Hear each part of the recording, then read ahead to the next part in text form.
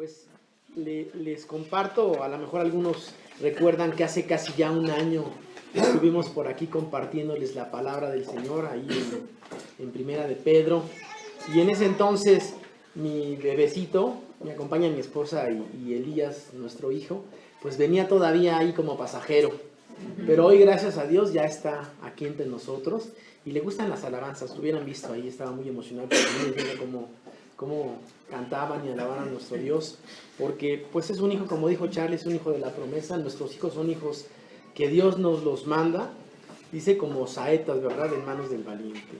Y ojalá cada uno de nuestros hijos sea eso, una saeta que vaya y regrese llevando las buenas nuevas, ¿verdad?, del Señor, porque para eso el Señor nos ha llamado, para ser de bendición,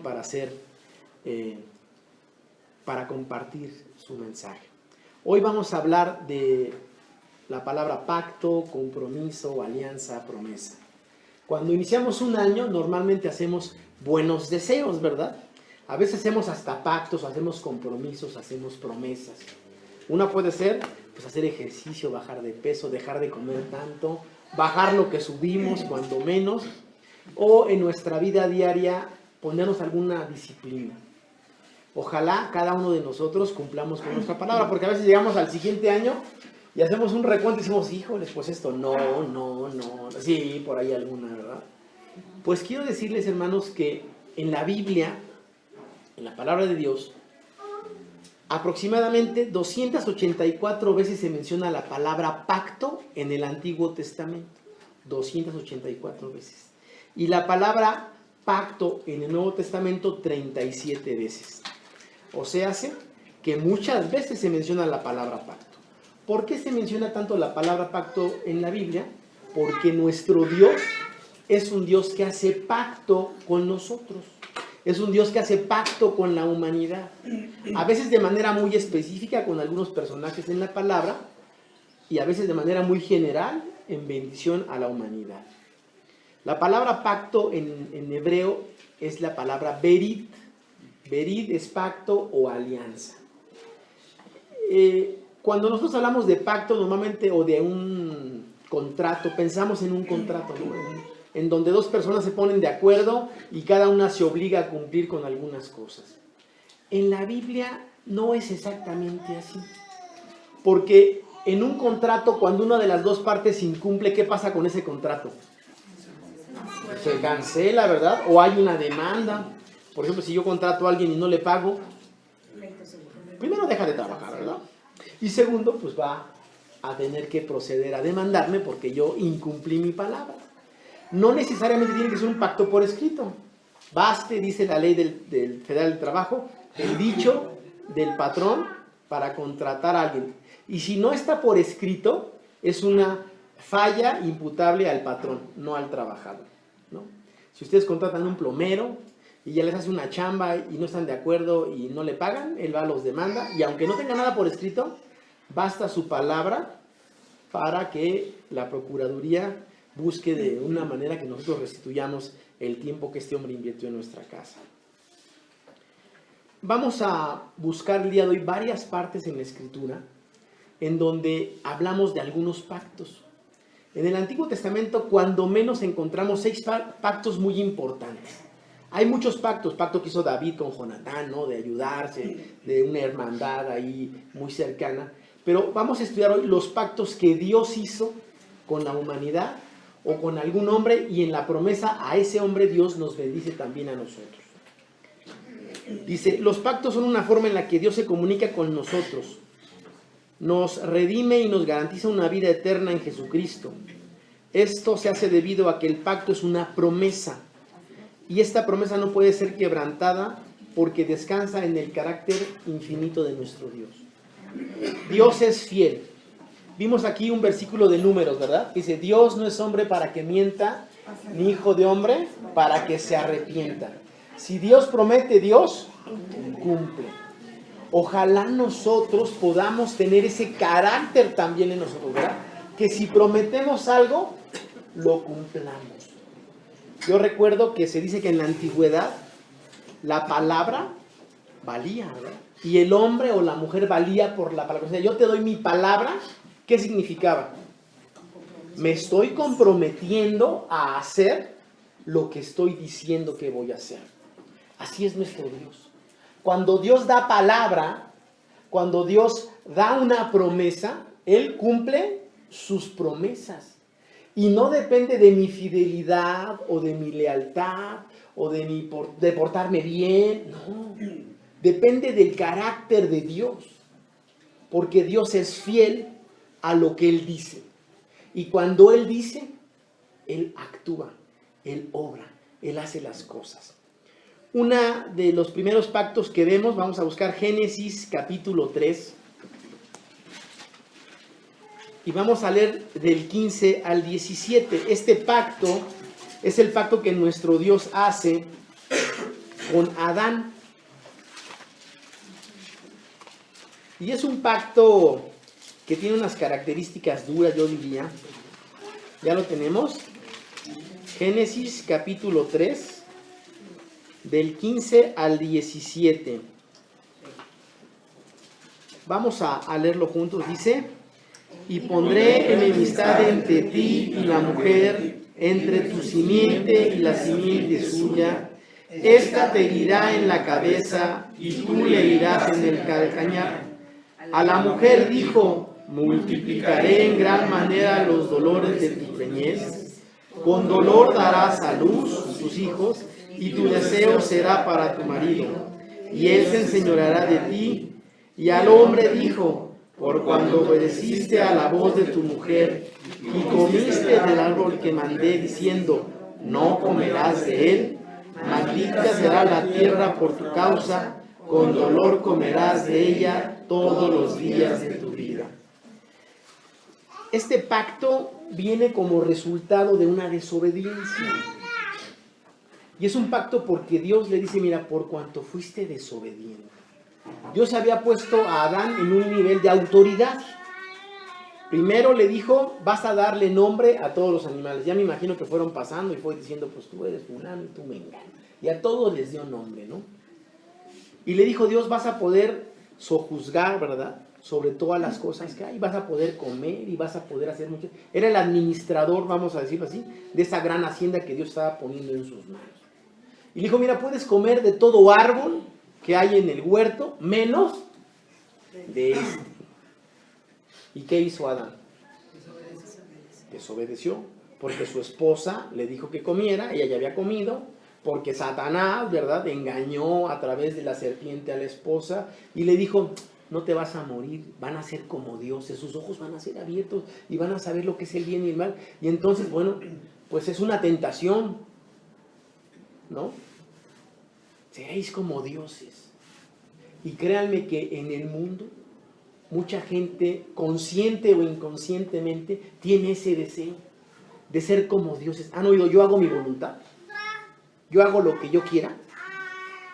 Eso en chiquito es una réplica de y seréis como dioses. O sea, tú vas a mandar, vas a ser Kyrios, el Señor, y tú decides qué vas a hacer. En lugar de eso, Dios espera que digamos: Señor, voy a hacer tu voluntad. Voy a hacer lo que tú quieres y esperas que yo haga. Eso era lo que tenía que haber hecho Adán, hacer la voluntad de Dios. No su voluntad, porque aquí la Biblia no dice que su mujer lo obligó o lo obligó. No, lo amenazó. Me voy de la casa si no comes. No, no le dijo eso. Te voy a dejar de preparar tus papillas y tu fruta. No, no le dijo nada de eso, ¿verdad? Le ofreció, dice la palabra, que los dos vieron que era agradable a la vista, ¿no? Y los dos decidieron comer. No fueron obligados, los dos decidieron. Bueno, como consecuencia de ese acto de desobediencia a Dios, Dios le dice al hombre: oye, ven. ¿Se acuerdan que andaba ahí escondiéndose y todo? Lo llama: ven, ven. ¿Por qué te escondes? Ay, es que estoy desnudo. ¿Y cómo sabes que estás desnudo, verdad? Dice: ya, desobedeciste. Dios lo confronta o lo enfrenta a su pecado, a su desobediencia. Dice el salmista: ¿a dónde huiré de tu presencia? ¿Creen que existe algún lugar en donde nos podamos esconder y que Dios no vea lo que estamos haciendo? Jesús decía: inclusive de tus pensamientos. No lo has hecho, pero lo has pensado, así que cuidado, ¿verdad? Bueno, pues aquí Dios le dice a Adán: Adán, como tú desobedeciste, primero tu mujer va a tener una consecuencia respecto del nacimiento de los bebés y todo que hoy seguimos padeciendo, ¿verdad? Cuando vienen esas contracciones no son nada agradables, ¿no? Por eso muchas mujeres prefieren que las bloqueen antes para que sáquenme el niño, ¿no? Ya, que no sufra el dolor. Bueno, y al hombre le dice, y ahora tu trabajo va a ser duro, ¿no? Más adelante dice, vas a sembrar y vas a recoger espinos, o sea, no va a ser nada fácil tu trabajo. Antes podías llegar y tomar y agarrabas de todo, ahora no. Ahora vas a tener que trabajar y con el sudor de tu frente, y eso lo seguimos por culpa de las mujeres hoy todavía arrastrando. No, gracias a Dios por las mujeres que Dios ha hecho, porque a través de ellas somos grandemente bendecidos, ¿verdad? Ahora vamos a ver otro pacto que Dios hace con Noé. Noé es un personaje muy singular. Génesis capítulo 9, los versículos del 12 al 16. Ya lo tenemos. Van a ser casi todos los pasajes de Génesis. Después ya vamos a brincar un poquito más adelante. Génesis capítulo 9, vamos a leer de los versículos 12 al 16. Y dice la palabra de Dios, y dijo Dios, esta es la señal del pacto que yo establezco entre mí y vosotros y todo ser viviente que está con vosotros por siglos perpetuos. Mi arco he puesto en las nubes, el cual será por señal del pacto entre mí y la tierra. Y sucederá que cuando haga venir nubes sobre la tierra, se dejará ver entonces mi arco en las nubes, y me acordaré del pacto mío que hay entre mí y vosotros y todo ser viviente de toda carne. No habrá más diluvio, destruid toda carne. Estará el arco en las nubes y lo veré, y me acordaré del pacto perpetuo entre Dios y todo ser viviente, con toda carne que hay en la tierra. Dijo pues Dios a Noé, esta es la señal del pacto que he establecido entre mí y toda carne que está sobre la tierra. Varias veces repite, cuando menos 3 veces, este pacto lo he hecho yo, contigo y con toda la humanidad. Y conocemos la historia de Noé, ¿verdad? Noé vivía en un lugar en donde la maldad había crecido. Yo me imagino que era algo así como cuando abrimos un Peñafiel o un Tehuacán, que agitamos primero. ¿Qué pasa? Se desborda, ¿verdad? No un Boing, porque el Boing no tiene gas, pero si abrimos un Peñafiel, tenemos que tener hasta cuidado de no salpicar a todos los que están. Bueno, yo me imagino que la maldad había crecido tanto que salpicaba a todos los pueblos que estaban alrededor, y entonces Dios tuvo que tomar una decisión bastante drástica, que cuando leemos la Biblia sabemos que su corazón fue contrito, ¿verdad? Fue contrito primero de ver el grado de maldad a lo que el hombre podía llegar, de desobediencia.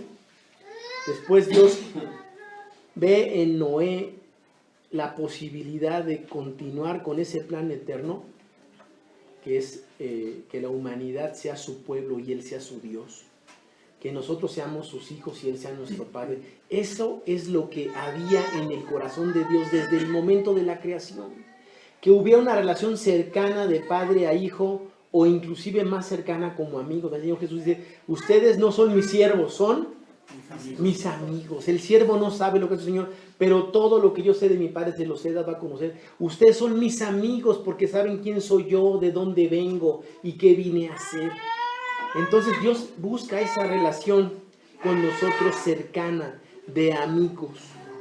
Aquí vemos que Noé cumple una ordenanza de Dios de construir una nave, un barco, y Dios le dice, escoge de los animales por pareja, y hasta hace poco esto era una especie como de mito en la humanidad, y todas las culturas antiguas lo mencionan de alguna manera, ¿no? Entonces decían, bueno, pues sí, como que todos lo dicen, todos los libros antiguos o las culturas antiguas hablan acerca de ese diluvio. Pero ¿dónde está el arca, no? La Biblia nos dice que el arca al final se estacionó en la cima del monte Ararat. Y un hermano adventista llamado White Ronald White, era un expedicionista, no era necesariamente arqueólogo, pero más o menos en los años 90, él hizo varias expediciones al monte Ararat hasta que encontró el arca. Hay quien dice que no encontró necesariamente el arca, sino solamente el puro cascarón. Pero lo que él encuentra son un cascarón con una madera muy vieja, muy dura y calafateada. ¿Se acuerdan que Dios le dijo, calafatea? Eso de la calafateada era embárralo como de brea, de lodo, pero era chapopote, vamos a decirlo así, es chapopote. Embárralo de chapopote para impermeabilizarlo, para que el agua no se metiera, ¿no? Entonces este hermano White, lo pueden buscar en internet, pongan ahí, se descubre el arca de Noé. Está bien interesante, se me enchina la piel porque en algún estudio dediqué varias sesiones para estudiar este acontecimiento, porque inclusive él hace tomas desde el espacio, de donde está el arca, y él delimita y dice, miren, todo esto que se ve aquí, este es el casco, este es el cuerpo de la nave, esta es la parte final. Y él va y escarba ahí. Después unos chinos, más recientemente, entran a una cueva en el mismo monte Ararat y encuentran también una especie como si se hubiera partido el barco. Ven que los barcos cuando se están hundiendo como que de la parte del medio se colapsa y se rompe, algo así dicen que pasó. La cosa es que en una cueva encuentran también vestigios de madera, de comida de animales, inclusive hasta de desechos orgánicos. Y hacen investigaciones los chinos, y entonces esos chinos dicen, no, White no lo encontró, lo encontramos nosotros. Pero sean los chinos o sea White, el arca de Noé en nuestros tiempos ya fue descubierto. Y hoy podríamos decir, no hay pretexto para que la gente no crea que ese acontecimiento fue un acontecimiento real. Porque muchos, cuando estudian la Biblia y no tienen la fe que Dios pone en ellos, la estudian hasta para criticarla, ¿verdad? No, es que estos son pamplinas, estos son historias de niños, esto no es cierto, esto no es real. Bueno, la Biblia dice que Dios emitió un juicio sobre la tierra de destrucción y que solamente Noé y su familia fueron salvados de ese juicio. Conocemos a lo mejor esa historia, algún día la platicaremos más. Más adelante en Génesis 17, Dios hace un pacto con Abraham. A lo mejor de ese pacto también nos acordamos. Génesis 17, del 1 al 8. Abraham era un chamaquito de 90 años, no de 100, y su mujer de 90, ¿verdad? Eran unos chicuelos. Ya tenemos Génesis 17, pues vamos a leer también juntos del 1 al 8, y dice, era Abraham de edad de 99 años, cuando le apareció Jehová y le dijo, yo soy el Dios Todopoderoso, anda delante de mí y sé perfecto, y pondré mi pacto entre mí y ti, y te multiplicaré en gran manera.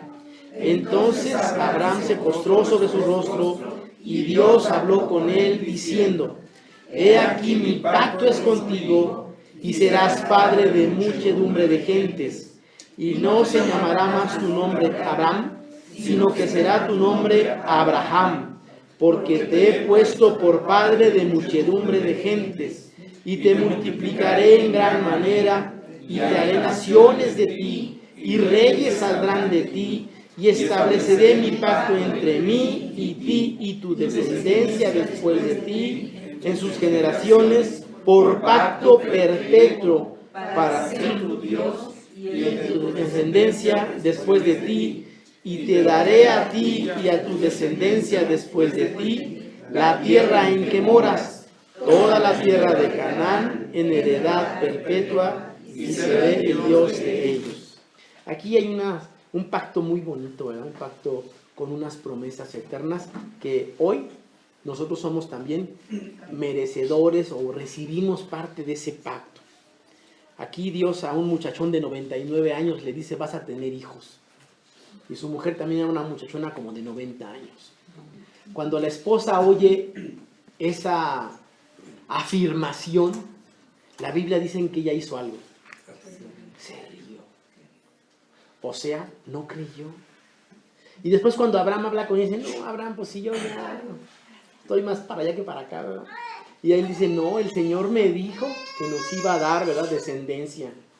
Y en un cierto tiempo la esposa y a lo mejor él también sienten que no se da y le quieren echar la manita a Dios y en lugar de ayudar, complican las cosas, ¿verdad? Cuando Dios da promesa, hermanos, Él cumple. A veces podemos sentir que se tarda, que no llega la respuesta. Pero si Dios nos ha dado palabra, esa palabra se va a cumplir, tarde o temprano. Solamente que cuando ese tiempo va pasando nos sentimos a veces agobiados, ¿verdad? Desesperados. Pero Él dice que está con nosotros todos los días hasta el fin. ¿Lo creemos? Amén. Amén. El Señor Jesucristo dijo, miren, yo ya me voy. Yo les dejo al Espíritu Santo, el Consolador, pero yo voy a estar todos los días con ustedes hasta el fin. Amén. Entonces, Él está con nosotros, Él está con su iglesia.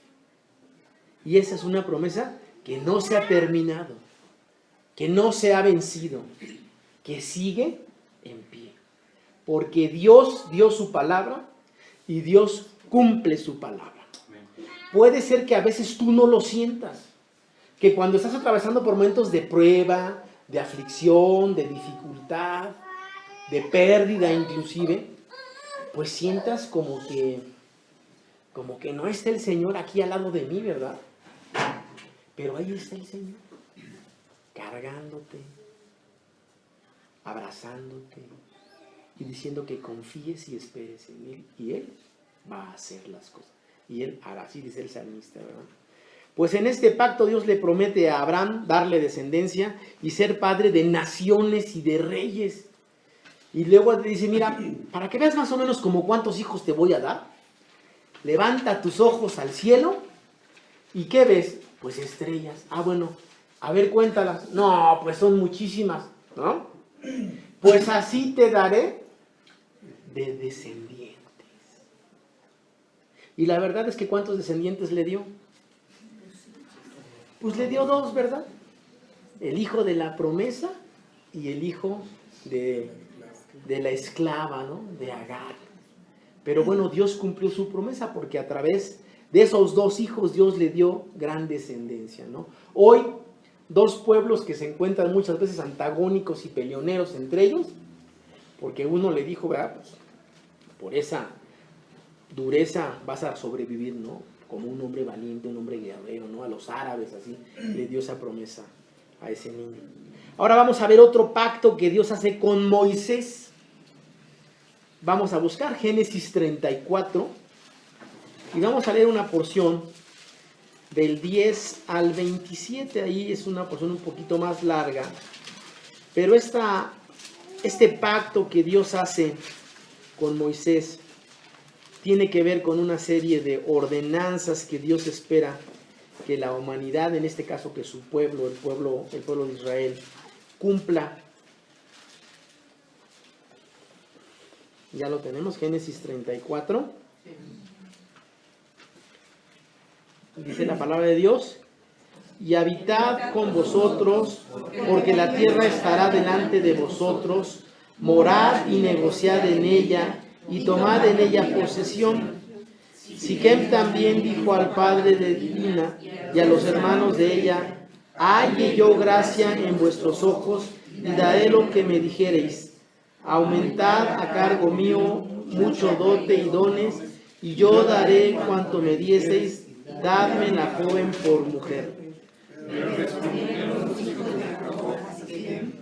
Y amor su padre con palabras engañosas, por cuanto había mancillado a Diana su hermana, le dijeron, no podemos hacer esto de dar nuestra hermana a los hombres incircuncisos. Es abominación. Mas con esta condición os complaceremos. Si habéis de ser como vosotros, que se difunde entre vosotros todo valor. Entonces os daremos nuestras hijas y tomaremos nuestras y habitaremos con vosotros y seremos un pueblo. Hasta aquí. no era necesariamente este pasaje, pero bueno, aquí habla acerca del pueblo de Dios. Dios le dice a Moisés, Dios levanta a Moisés como líder de Israel. Todavía, cuando vemos algunos pasajes de la Biblia, era muy incipiente el pueblo de Israel, eran como tribus ahí todavía medio dispersas. Y yo creo que Moisés tiene un trabajo importante de formar el Estado de Israel, por así decirlo, bajo un pensamiento de que Dios es el que los guiaba. Ellos estaban siendo esclavos en Egipto, y yo creo que cuando eres esclavo no te sientes pueblo, no te sientes nación, y tal vez en muchos casos hasta pierdes tu identidad. Porque el esclavo no es dueño de sí mismo, el amo es dueño de esa persona.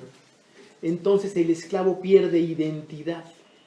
Y lo que Dios le dice a Moisés es: yo te voy a levantar para devolverle la identidad a mi pueblo, a un pueblo que voy a sacar de Egipto. Y conocemos esa historia en donde Moisés se levanta como líder de Israel, va y platica con Faraón, y Faraón le dice: sí, llévatelos. No fue así, ¿verdad? Cuando Moisés oye ese llamado de Dios, luego pone peros como todos nosotros. Ay, Señor, no, para mí no. Mira, yo soy el menos indicado para esa muy bonita labor que tú quieres hacer. Búscate otro, mira, que tenga buena facilidad de palabra, que tenga buen talante, ¿no? Moisés había crecido con los reyes, ¿verdad? Con esos faraones, había crecido en esa realeza, vamos a decir, ¿no? Porque Moisés, cuando nace y hay persecución de los niños hebreos, una hermana de Faraón lo recoge y lo educa. Entonces Moisés conocía a Faraón, ¿están de acuerdo? Y cuando Moisés le es revelado que él es parte del pueblo de Israel, en un momento de enojo, cuando ve que un soldado le está pegando a un israelita, ¿qué hace? Lo mata. En ese celo que siente, lo mata. Pero al darse cuenta, y él piensa que nadie lo vio. Y anda como si nada. Y de repente, más adelante alguien le dice: ¿y qué me piensas matar como mataste a aquel soldado? Uy, dijo la torre, ¿verdad? Y pues era un delito matar a los soldados porque ellos cumplían ordenanzas del rey, de Faraón. Entonces Moisés, ¿qué hace? Se va, huye. Y en esa huida Dios habla con él y Dios trata con él, ¿verdad? Se casa inclusive y tiene hijos. Y Dios sigue tratando con Moisés. Cuando le habla en la zarza y le dice que Dios tiene un encargo para él, él busca pretextos, ¿verdad? De no hacer. Pero Dios, a través de Moisés, logra liberar a su pueblo de esa condición de esclavitud. Y les digo que el pueblo de Israel en ese momento, yo creo que no se sentían pueblo, porque cuando te encuentras fuera de tu casa, más añoras, ¿no? Tu nación, más añoras tu casa. Y hay unos cantos que dice que la gente se reunía alrededor del río y empezaba a cantar, ¿verdad? ¿Se acuerdan cuando estábamos allá en aquellos pastos? Y la Biblia nos da testimonio de eso, ¿no? Cuando se reunían alrededor de los ríos y la gente cantaba y se acordaba cuando eran libres, cuando podían hacer lo que querían, y ahora estaban en una condición de esclavitud. Bueno, pues Dios le promete a Moisés que si su pueblo es obediente a las ordenanzas que él les va a dar, y nos acordamos rápidamente de aquellos 10 mandamientos y de las tablas de la ley que Dios escribe, y Dios dice a Moisés: mira, el que cumpliere vivirá por estas leyes, por estas ordenanzas que yo te doy, que yo te mando hoy. Entonces dáselas a mi pueblo y que mi pueblo se guíe por esas ordenanzas. Y algunas ordenanzas primero tienen que ver con mi relación con Dios y después con mi relación con mi prójimo. Y así es Dios. Dios quiere que primero nos pongamos a cuentas con Él, y una vez poniéndonos a cuentas con Él, nos podemos poner a cuentas con los demás. Y Dios hace un pacto de cumplimiento de la ley para lograr la vida. Un pacto de obras, diríamos, ¿no? Es un pacto de que si tú cumples, yo te voy a bendecir y te voy a dar y te voy a cuidar, y vas a poseer tierra que no era tuya, vas a tener lugares de cosecha que tú no sembraste, vas a habitar en una tierra tranquilo, pero la promesa es que se va a cumplir si tú obedeces mi ley. Y sabemos que nos es difícil cumplir la ley. Dice Romanos, ¿quién puede cumplir la ley así completa? Pues solo Jesucristo, ¿verdad? Porque si no, en una cosa o en otra, nosotros como seres humanos podemos caer o podemos flaquear. Pero nosotros hoy sabemos que nuestro Señor Jesucristo es fiador de un nuevo pacto. Ahorita vamos a llegar a ese pacto. Vamos a buscar antes un pacto que Dios hace con David. ¿Perdón? Sí. Era Éxodo 34. 34. Éxodo, no Génesis. Ah, era Éxodo. Bueno, perdón. Apúntenle ahí si van tomando nota. Éxodo 34. Y vamos a leerlo. Éxodo 34.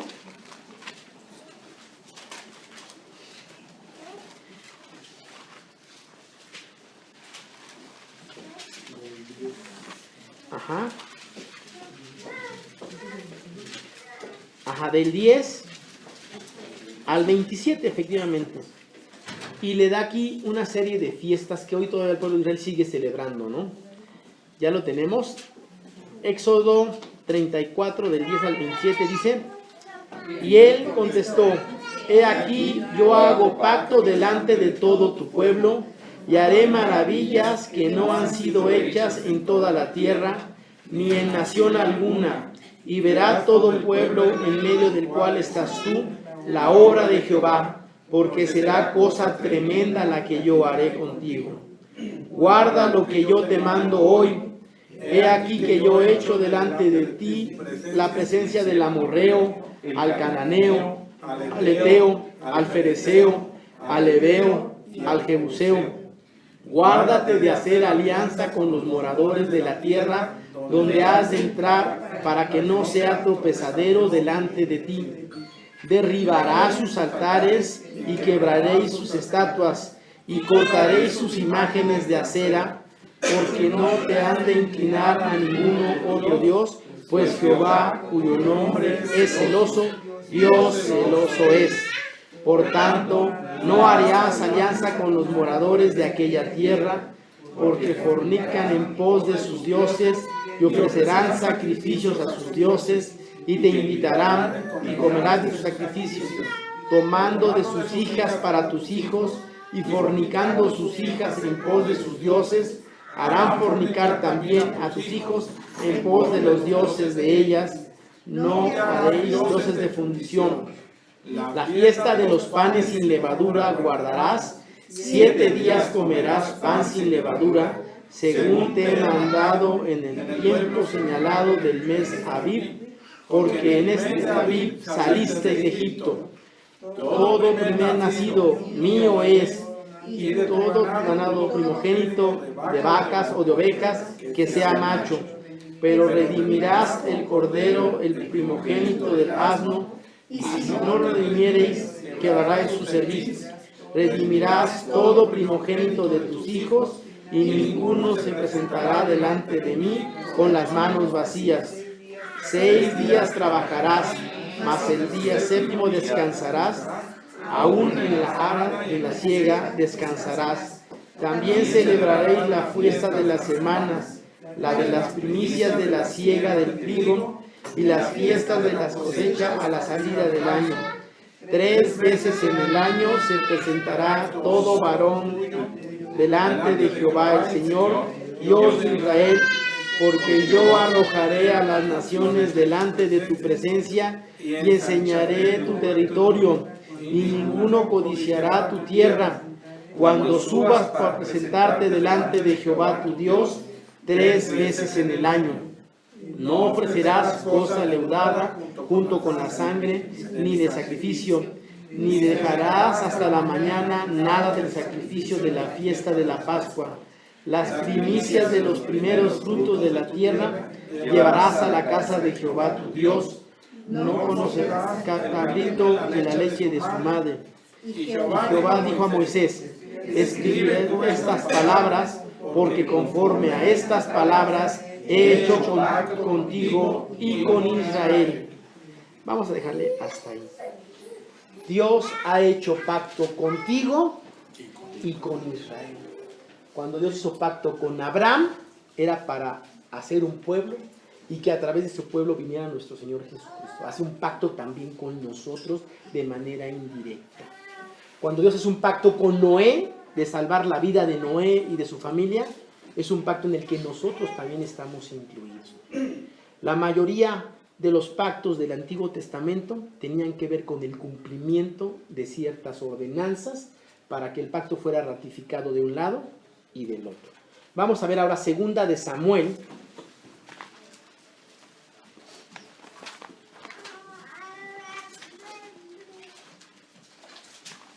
Segunda de Samuel 7,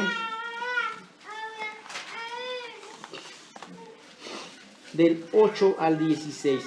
Y si quieren, para cambiarle, vamos a hacer que las mujeres nos lean el primero y los varones leemos el segundo.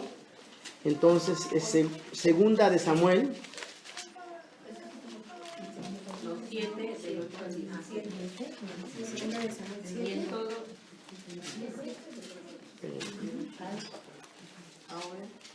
Ahora pues dirás así a mi siervo David, así ha dicho Jehová de los ejércitos, yo te tomé del redil, de detrás de las ovejas, para que fueses príncipe sobre mi pueblo, sobre Israel. Y he estado contigo en todo cuanto has andado, y delante de ti he destruido a todos tus enemigos, y te he dado un nombre grande, como el nombre de los grandes que hay en la tierra. Además, yo fijaré lugar a mi pueblo Israel y lo plantaré para que crezca lugar y nunca más sea removido, ni los inicuos la aflijan más como al principio. Desde el día en que puse jueces sobre el pueblo de Israel, y a ti te daré descanso de todos tus enemigos. Asimismo Jehová te hace saber que Él hará cosa.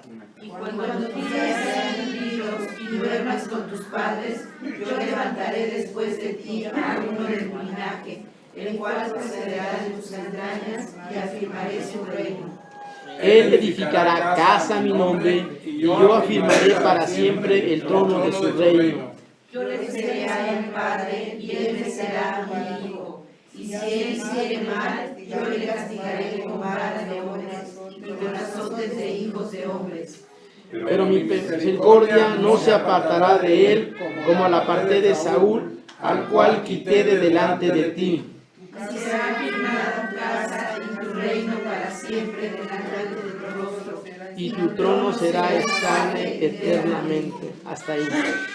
Aquí Dios le da una promesa a David, en donde este pacto implicaba que le iba a construir una casa al Señor, pero también le está diciendo: yo haré casa para ti perpetua, y tendrás descendientes, y tus descendientes gobernarán perpetuamente.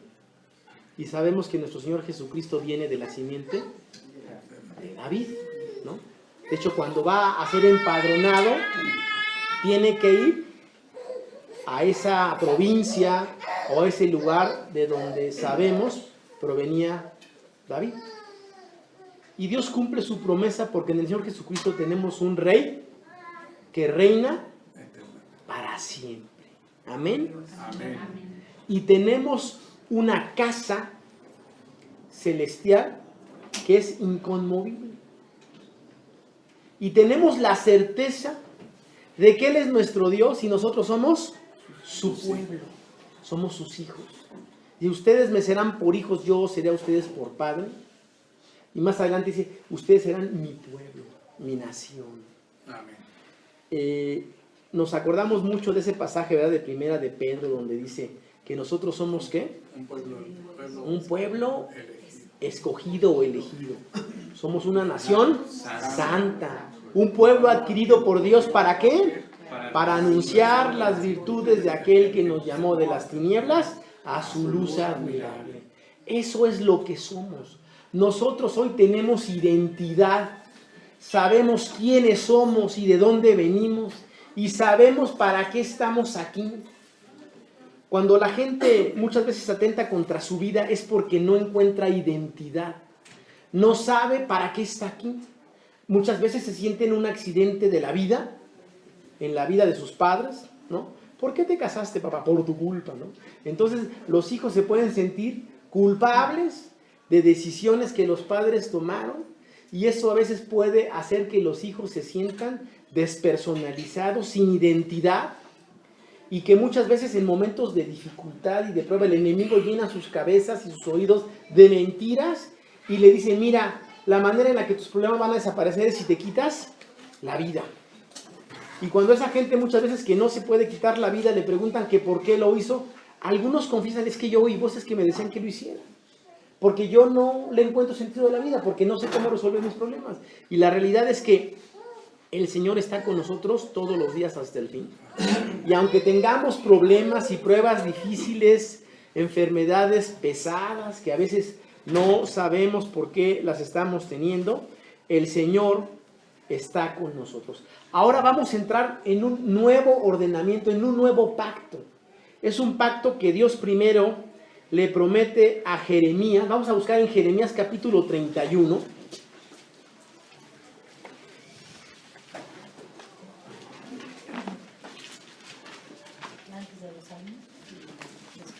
Después.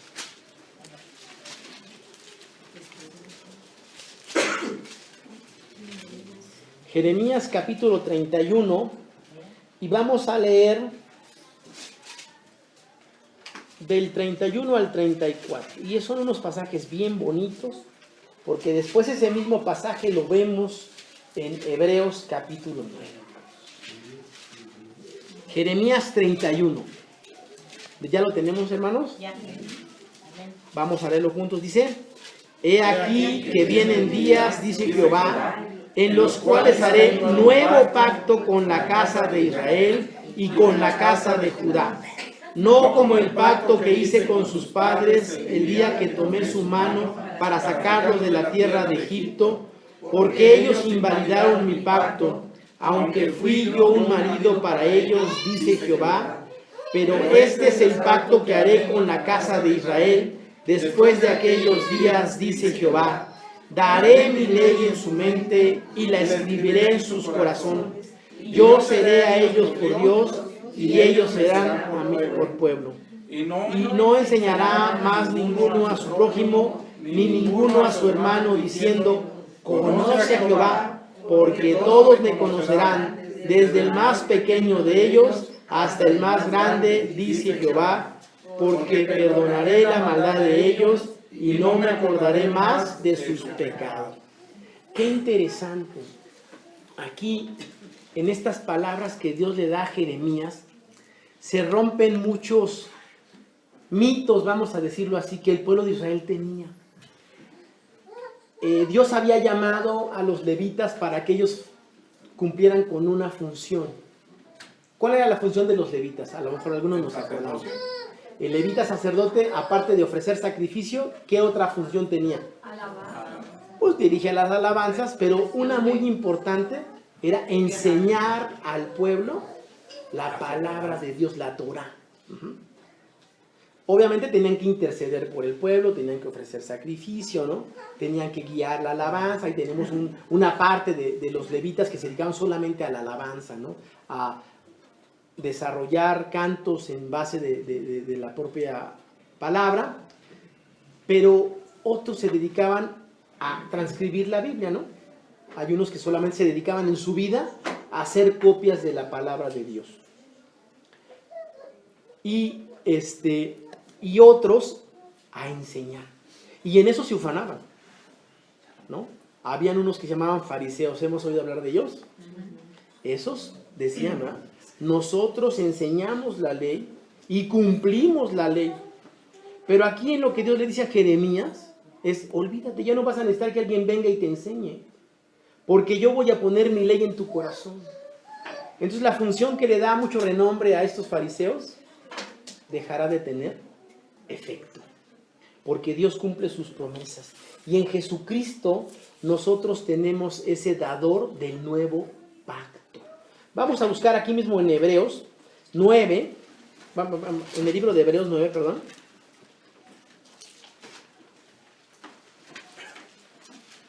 ...14 y 15...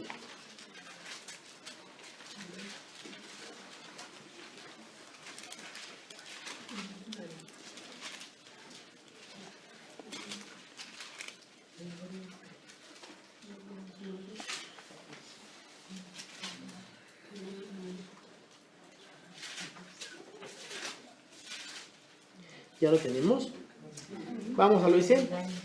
Cuanto más la sangre de Cristo, el cual mediante el Espíritu Eterno se ofreció a sí mismo sin mancha a Dios, limpiará vuestra conciencia de vuestras muertas para que sirváis al Dios vivo. Así que, por este mediador de un nuevo pacto, para que interviniendo muerte para la remisión de las transgresiones que había bajo el primer pacto, los llamados reciban la promesa de la herencia eterna. Nosotros en Jesucristo tenemos esas promesas hechas realidad para nosotros. Queridos hermanos, comenzamos este año y el Señor siempre quiere escribir esa ley en nuestros corazones. Él desea que seamos su pueblo, como dice Primera de Pedro 2, 9 y 10 que hace rato recitamos. Somos linaje escogido, real sacerdocio, somos una nación santa. Somos un pueblo que Él adquirió al precio de su sangre, dice, para que anunciemos las virtudes de aquel que nos llamó a su luz admirable. Nosotros, dice, que en otro tiempo no habíamos alcanzado misericordia, ahora hemos alcanzado misericordia. Dice la palabra en Hebreos 12, 1 al 3, corramos con paciencia la carrera que tenemos por delante. Este año está comenzando y va a ser un año salud en el que va a haber desafíos, va a haber retos, va a haber pruebas, va a haber bendición, amén, claro que va a haber bendición, pero va a ser un año de desafíos, en el cual el Señor quiere que tú estés seguro que Él ha hecho un pacto en favor tuyo, que tú eres merecedor o acreedor, o eres parte de los pactos que Dios ha hecho, y Él dice que Él está contigo como una promesa eterna hasta el fin. Pablo en 2 de Timoteo 4, 7 al 8 dice, he peleado la buena batalla, he acabado la carrera, he guardado la fe. Por lo demás me está guardada la corona de justicia, la cual me dará el Señor juez justo en aquel día, y no solo a mí, sino también a todos aquellos que aman su venida. Hermano, el Señor Jesucristo viene pronto. No sabemos si en este año o en el próximo, pero Él viene pronto. Así que, amigos, si tú no estás seguro de que al fin del tiempo y de tu vida recibas esta corona que Dios ha ofrecido, hoy te invito a que abras tu corazón. Cada año es un año con 365, este año van a ser 6 porque febrero tiene 29, páginas en blanco en tu vida, en donde Dios quiere escribir la historia de tu vida, siendo Él el autor de las cosas que tú hagas. No le quites el plumón y la escribas tú. Permite que Él vaya escribiendo en ese libro lo que Él tiene pensado para ti. Porque dice la palabra que la voluntad de Dios es agradable y perfecta. Y Dios quiere, sí con tu voluntad, que tú escribas un tiempo especial este año. Un tiempo de comunión, de compañerismo y de convivencia en el cual lo puedas conocer mejor, pero no lo puedes conocer si Él no es tu Señor y tu Salvador. Si hoy aquí en medio de la congregación hay alguien que todavía no ha abierto su corazón a Jesucristo, lo invitamos a que lo acepte en su corazón. No significa que cambies de religión, que cambies tu nombre, que te rapes o que te tatúes, no. Significa que tomes la decisión de abrir tu corazón. Y eso es lo que Dios quiere en este día. Dios quiere hacer un pacto contigo, como lo hizo con Adán, con Noé, con David, con Moisés. Él quiere hacer un pacto contigo.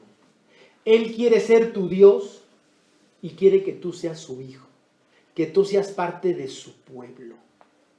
Así que vamos a cerrar nuestros ojos, todos, y vamos a hablar con Dios. A eso le llamamos orar.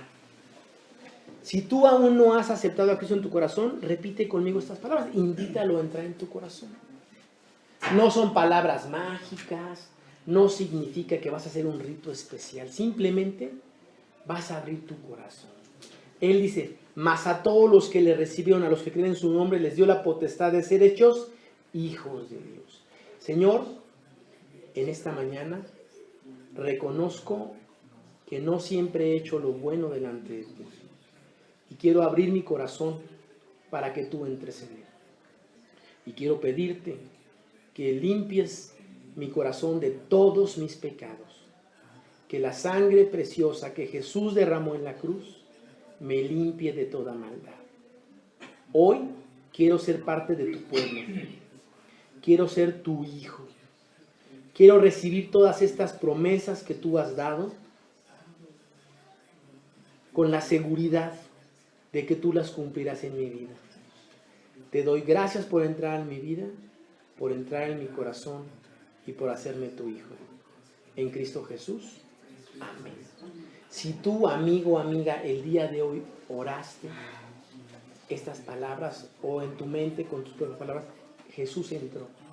Y tú hoy eres parte de su pueblo.